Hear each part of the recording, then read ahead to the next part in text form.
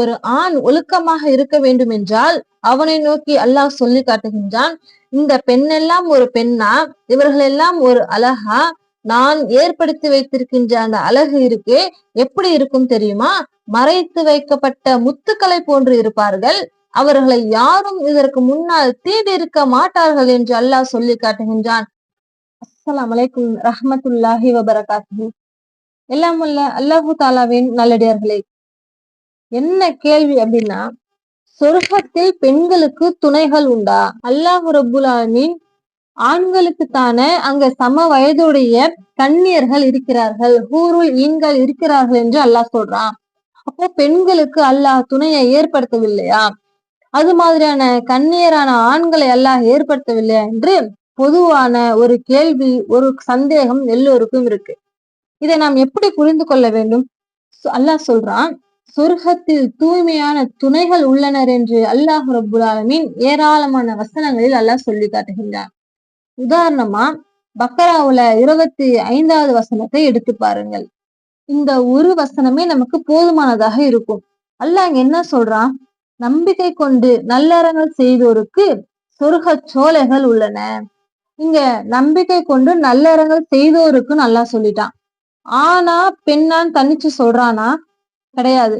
நம்பிக்கை கொண்டு நல்லறங்கள் செய்தோருக்கு, ஆணுக்கும் பெண்ணுக்கும் 2 பேருக்கும் சேர்த்து சொல்றான் என்று சொல்லிட்டு, அவற்றின் கீழ்ப்பகுதிகள் ஆறுகள் ஓடும், அதில் ஏதாவது கனி அவர்களுக்கு உணவாக வழங்கப்படும். அவர்களுக்கு அந்த கனி வழங்கும் போதெல்லாம் இதற்கு முன் இதுதானே நமக்கு வழங்கப்பட்டது என்று கூறுவார்கள். அல்லாஹ் கூறுவார்கள்னு பொதுவா சொல்றான். ஆணை குறிப்பிட்டு சொல்றானா? கிடையவே கிடையாது. அடுத்து அல்லாஹ் என்ன சொல்றான்? இதே தோற்றமுடையதுதான் முன்னரும் கொடுக்கப்பட்டிருந்தது, அங்கு அவர்களுக்கு தூய்மையான துணைகளும் உள்ளனர், அதில் அவர்கள் நிரந்தரமாக இருப்பார்கள் என்று இந்த வசனத்தை எடுத்து பாருங்களேன். அல்லாஹ் ஆணுக்கு மட்டும் சொல்லவே கிடையாது, இன்னும் பெண்ணுக்கு மட்டும் சொல்லவே கிடையாது. யாருக்கு சொல்றான்? நம்பிக்கை கொண்டு நல்ல அரங்கல் செய்தோருக்கு என்று அல்லாஹ் பொதுவான வார்த்தையை அங்க ஆரம்பிக்கிறான். அப்போ யார் ஆணாக இருந்தாலும் சரி, பெண்ணாக இருந்தாலும் சரி, யார் நம்பிக்கை கொண்டு நல்லறங்கள் செய்கிறார்களோ அவர்கள் சொர்க்க சோலையிலே நுழைவார்கள். அவற்றின் கீழ்ப்பகுதிகள் ஆறுகள் ஓடும், அங்கே அவர்களுக்கு ஒரு கனி வழங்கப்படும். பிறகு அந்த திரும்பவும் ஒரு ஆப்பிள் கொடுக்குறாங்கன்னா திரும்பவும் இன்னொரு ஆப்பிள் கொடுப்பாங்களாம். அவங்க நினைப்பாங்களாம், இதுக்கு முன்னாடிதானே இதை நம்ம சாப்பிட்டோம் அப்படின்னு நினைச்சிட்டு வாயில சாப்பிட்டா முன்ன இருந்த டேஸ்ட் வேறையாக இருக்கும், அடுத்து வேற ஆப்பிள் சாப்பிடுறாங்கல்ல அதோடைய டேஸ்ட் வேறையாக இருக்கும் என்று அல்லாஹ் சொல்லிட்டு, அங்கே அவர்களுக்கு தூய்மையான துணைகளும் உள்ளனர், அவர்களுக்கு நல்லா சொல்றான். அப்போ ஆணுக்கு ஒரு துணை, பெண்ணுக்கு ஒரு துணை. அப்போ ஆண் அதிகமாக யாரை விரும்புவான், எதை விரும்புகிறான், எதை கவர்ச்சியாக பார்க்கிறான்? ஆண் ஒரு பெண்ணைத்தான் கவர்ச்சியாக பார்க்கிறான். அதே போலதான் ஒரு பெண்ணுக்கும் எது தேவை, எது நிம்மதி, எது சந்தோஷம்? ஒரு அன்பான துணை, ஒரு அன்பான ஆண். அப்போ அல்லாஹ் ரப்புல் ஆலமீன் அதை அங்க தரக்கூடியவனாக இருக்கிறான். இப்படி ஏராளமான வசனங்களை நீங்க எடுத்து பாருங்களேன். 3:15 எடுத்து பாருங்க, இன்னும் 4வது அத்தியாயம் 57வது வசனத்தை எடுத்து பாருங்கள், இன்னும் 37வது அத்தியாயம் 48வது வசனத்தை எடுத்து பாருங்கள். இது எல்லாமே அல்லாஹ் என்ன சொல்றான்? பொதுவாகத்தான் அல்லாஹ் சொல்றான். இறைவனை அஞ்சுங்கள், அவர்களுக்கு சொர்க்க சோலைகள் இருக்கு, அங்கே அவர்களுக்கு தூய்மையான துணைகளும் அங்கே இருக்கு, அல்லாஹ்வின் திருப்தி அங்கே அவர்கள் அடைவார்கள் என்று அல்லாஹ் பொதுவாகத்தான் துணைகள் இருக்கு, அங்கே அவர்கள் துணைகள் இருக்கு. யாருக்கு அல்லாஹ் சொல்றான்? ஆணுக்கும் சொல்லல, பெண்ணுக்கும் சொல்லல, இறை அச்சமுடையவருக்கு என்று அல்லாஹ் சொல்லி காட்டுறான். அப்போ அல்லாஹ் பொதுவாக உபதேசம் பண்ணும் போதெல்லாம் என்ன சொல்றான்? நல்ல அடியார்களுக்கு சொர்க்கம், இன்னும் இறை அச்சமுடையவர்களுக்கு சொர்க்கம் சொல்றானே தவிர இறை அச்சமுடைய ஆணுக்கு சொர்க்கம், இறை அச்சமுடைய பெண்ணுக்கு சொர்க்கம் சொல்றானா? இல்ல. பிறகு ஏன் நமக்கு இந்த கேள்வி வருது? பிறகு ஏன் அல்லாஹ் நமக்கு தனிப்பட்ட முறையில சொல்லலையே என்ற அந்த கேள்வி ஏன் வருது? அல்லாஹ் நீதியாளன் இல்லையா? அல்லாஹ் நீதி நிலைநாட்டுபவனாக இருக்கிறான் இல்லையா? அவனுடைய குணமாகவே இருக்குல்ல 99 பெயர்கள்ல ஒரு பெயர் அல்லாஹ் நீதியாளன். இன்னும் உங்களுக்கு புரியுற மாதிரி சொல்லணும் அப்படின்னா, அல்லாஹ் ரப்புல் ஆலமீன் திருமறை குரானிலே அரபு மொழியிலே தான் அல்லாஹ் மொழிபெயர்த்திருக்கிறான்.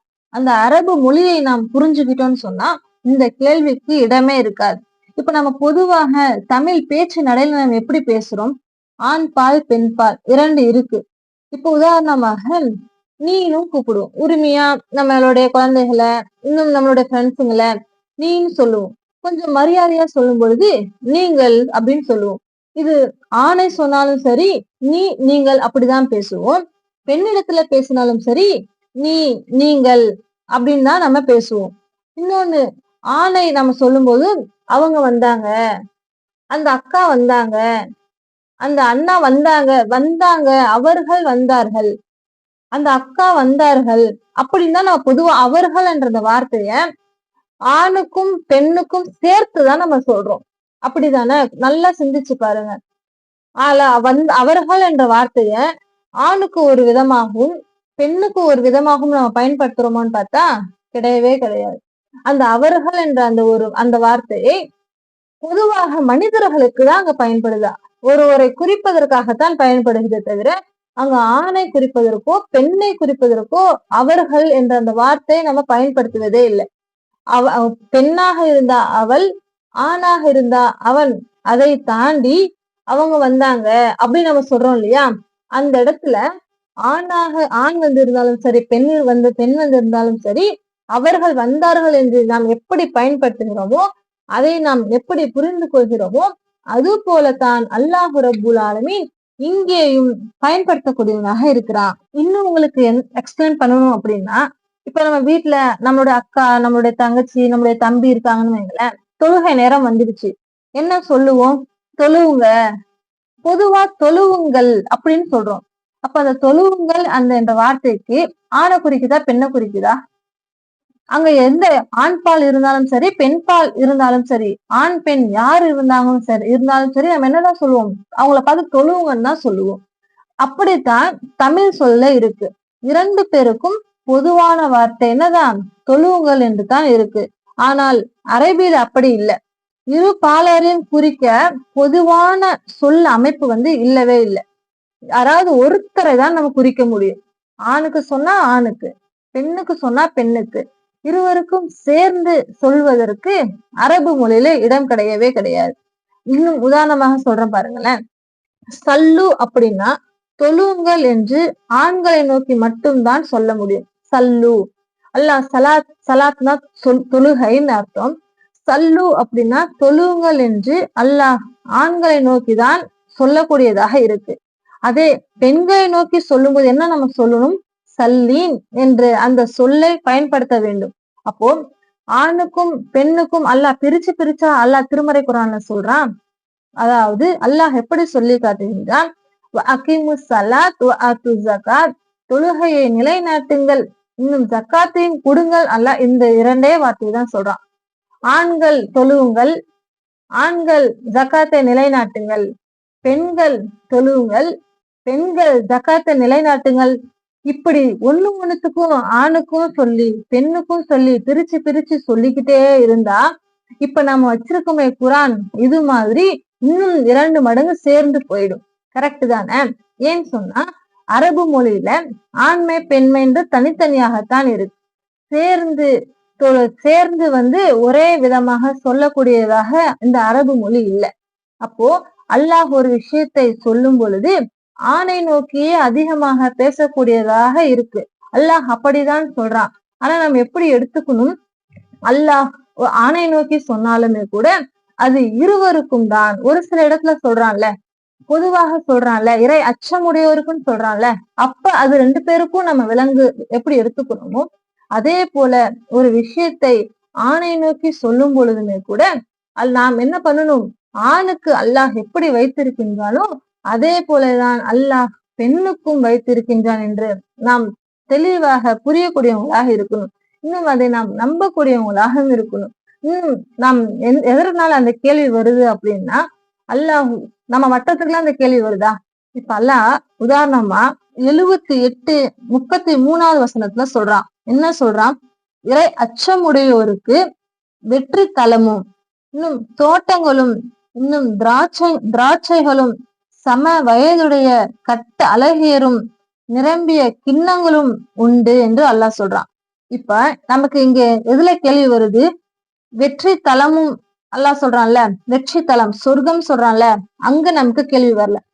சொர்க்கம் உண்டுன்னு சொல்றான்ல, அங்க ஆணுக்கா பெண்ணுக்கான்ற கேள்வி வரல. தோட்டங்களும் உண்டுன்னு சொல்றான்ல, அது ஆணுக்கா பெண்ணுக்கா அப்படின்ற ஒரு கேள்வி நமக்கு வரல. இன்னும் திராட்சைகளும் அப்படின்னு சொல்றான்ல, சொர்க்கத்துல உண்டு, இறை அச்சமுடையவருக்குன்னு சொல்றான்ல, அங்க ஆணுக்கா பெண்ணுக்கான்ற அந்த சந்தேகம் வரல. அதுவெல்லாம் நமக்கு உண்டுன்னு நம்ம நம்புறோம். அல்ல நமக்குதான் சொல்றான், சொர்க்கவாசிகளுக்கு சொல்றான்னு நம்புறோம். ஆனா இங்க நமக்கு என்ன சந்தேகம் வருது?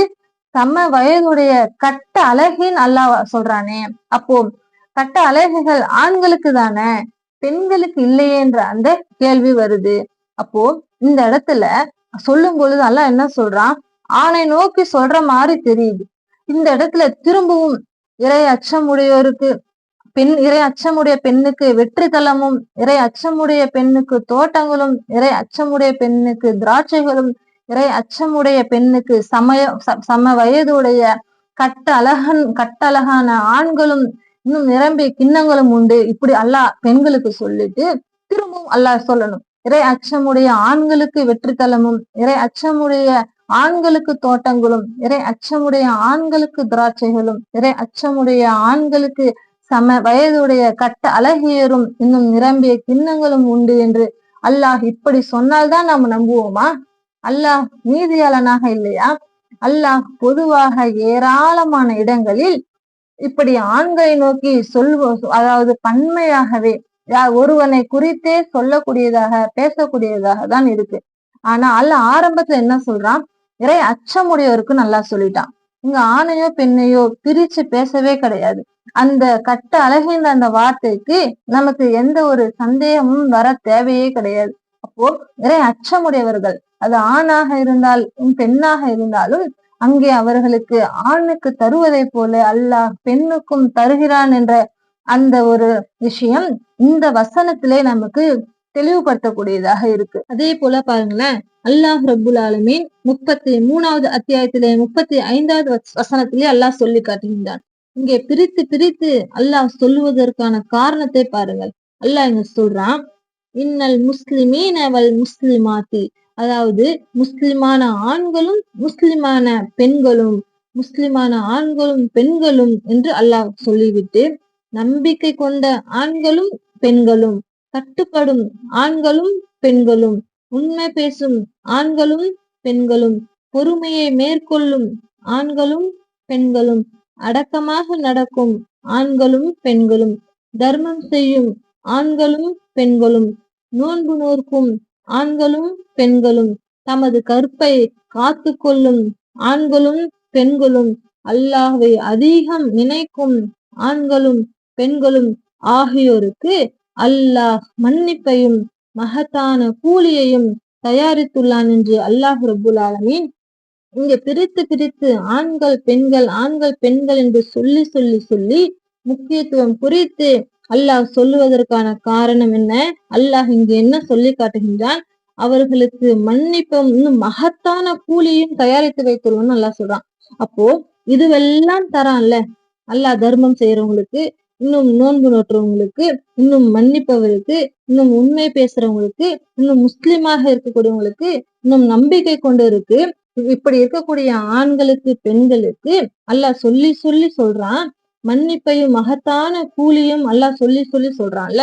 அப்போ அந்த சொர்க்கத்தை பற்றி சொல்லும் பொழுதும், அந்த சொர்க்கத்தில் உள்ள ஹூர்லீன்கள் என்ற அந்த கட்டழகான கண்ணீரை பற்றி அல்லாஹ் சொல்லும் பொழுதும் பிரிச்சு சொல்லலே தவிர, இது எப்படி இந்த நன்மையெல்லாம் செய்தால் ஆணுக்கும் பெண்ணுக்கும் தருவானோ அதே போலதான் அல்லாஹ் ரப்புல் ஆலமீன் ஆணுக்கும் எப்படி தருகிறானோ பெண்ணுக்கும் அதே இன்பத்தை தரக்கூடியவனாக இருக்கிறான்.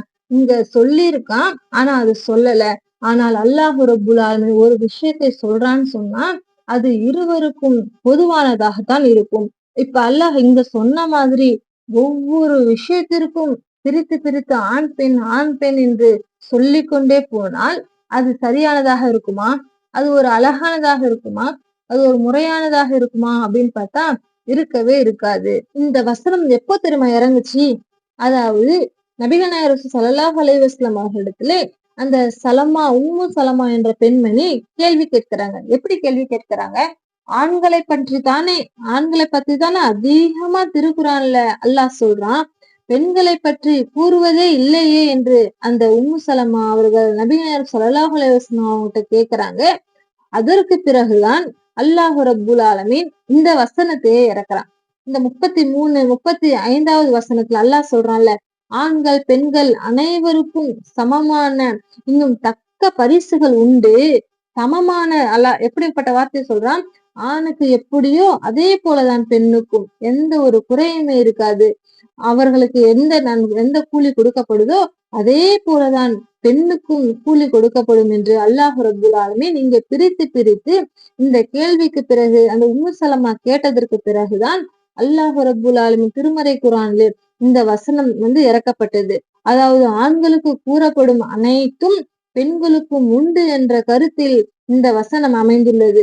இன்னும் அல்லாஹ் சொல்றான், அதாவது 4வது அத்தியாயம் 124வது வசனத்தில் அல்லாஹ் சொல்றான், நல்லறம் செய்த ஆணோ பெண்ணோ அளவும் அநியாயம் செய்யப்பட மாட்டார்கள் என அல்லாஹ் ரப்புல் ஆலமீன் சொல்லி காட்டுகின்றான். அப்போ இதற்கு மேலேயும் நமக்கு சந்தேகம் வேணுமா? நமக்கு சந்தேகமே தேவையில்லை. அல்லாஹ் என்ன சொல்றான், நல்லறம் செய்த அனைவருக்கும், அது ஆணாக இருந்தாலும் சரி பெண்ணாக இருந்தாலும் சரி, அவர்களுக்கு அளவும் அநியாயம் செய்யப்பட மாட்டார்கள். ஆண்களுக்கு எப்படி அல்லாஹ் நன்மையும் கூலியையும் இன்பத்தையும் சொர்க்கத்தையும் கொடுப்பானோ, அவர்கள் நல்லறம் செய்தவற்றற்கு ஏற்ப அல்லாஹ் எப்படி கொடுப்பானோ அதே போலதான் அதுல ஒரு அளவும் குறையாமல் பெண்ணுக்கும் அதே சொர்க்கத்தை, அதே இன்பத்தை, அதே நற்கூலியை அல்லாஹ் கொடுக்கின்றான் என்று அல்லாஹ் ரப்புல் ஆலமீன் இந்த 4வது அத்தியாயத்துல 124வது வசனத்துல சொல்லி காட்டுகின்றான். அப்போ எந்த ஒரு விஷயமாக இருந்தாலும் திருமறை குர்ஆன்ல அல்லாஹ் சொல்றான்னு சொன்னா, இன்னும் அல்லாஹ் நான் நன்மை தரேன் கூலி தரேன் அப்படின்னு சொன்னா அது இருவருக்கும் பொதுவானதுதான். சொர்க்கத்திலே அதாவது அல்லாஹ் சொல்றான், நீங்கள் உங்களுடைய உள்ளம் ஆசைப்படும்ல, உங்களுடைய உள்ளம் விரும்பும்ல, அது அத்தனையும் அங்கே கிடைக்கும். நீங்கள் விரும்பும் உங்களுடைய உள்ளம் ஆசைப்படுவதெல்லாம் உங்களுக்கு அங்கே சொர்க்கத்திலே உண்டு கிடைக்கும் என்று அல்லாஹ் சொல்லி காட்டுறான். அது ஆண் ஆசைப்பட்டாலும் சரி பெண் விரும்பினாலும் சரி, அந்த உள்ளம் என்ன விரும்புமோ அப்படியே அல்லாஹ் கொடுக்கக்கூடியவனாக இருக்கிறான். அதே போல அல்லாஹ் இன்னும் சொல்றான், இறை அச்சமுடையவர்களுக்கு சொர்க்கம் உண்டு என்று அல்லாஹ் ரப்புல் ஆலமீன் பொதுவான வார்த்தையை அல்லாஹ் சொல்லி காட்டுகின்றான். இதற்கு தான் இந்த இடத்துல நம்ம என்ன நினைக்கிறோம், இறை அச்சமுடையவருக்கும் சொல்லும் பொழுது ஆணுக்கும் பெண்ணுக்கும் அல்லாஹ் சொல்றான் நமக்கு விளங்குது. இறை அச்சமுடைய ஆண்களுக்கு மட்டும்தான் அல்லாஹ் சொல்றான் நம்ம அப்படி எடுத்துக்கிறோமா அந்த இடத்துல? இல்ல. நம்ம அப்ப நம்முடைய அறிவு நல்லா வேலை செய்தா இல்லையா? இறை அச்சமுடையவன்னு சொன்னா அது ஆணுக்கும் பொருந்தும் பொண்ணுக்கும் பொருந்தும் எப்படி நாம் நினைக்கிறோமோ அதே போலதான் இந்த விஷயத்திலும் இறை அச்சமுடையவர்கள் என்று சொன்னால் அல்லாஹ் 2 பேருக்கும் சேர்த்துதான் சொல்கிறான். அந்த சொர்க்கத்தின் இன்பத்தை சொல்கிறான். அப்போ அல்லாஹு ரப்புல் ஆலமீன் நீதியாளனாக இருக்கிறான். அல்லாஹு ரப்புல் ஆலமீன் அப்படிப்பட்ட சொர்க்கத்தை நமக்கு அல்லாஹ் ரப்புல் ஆலமீன் கொடுக்க வேண்டும். இன்னும் சொர்க்கத்திலே உயர்ந்த சொர்க்கமான ஜன்னத்துல் ஃபிர்தௌஸிலே நுழைய செய்ய வேண்டும் என்று நான் துவா செய்தவளாக இந்த உரையை நான் முடித்துக் கொள்கிறேன். அஸ்ஸலாமு அலைக்கும் வரஹ்மத்துல்லாஹி வபரகாத்துஹு.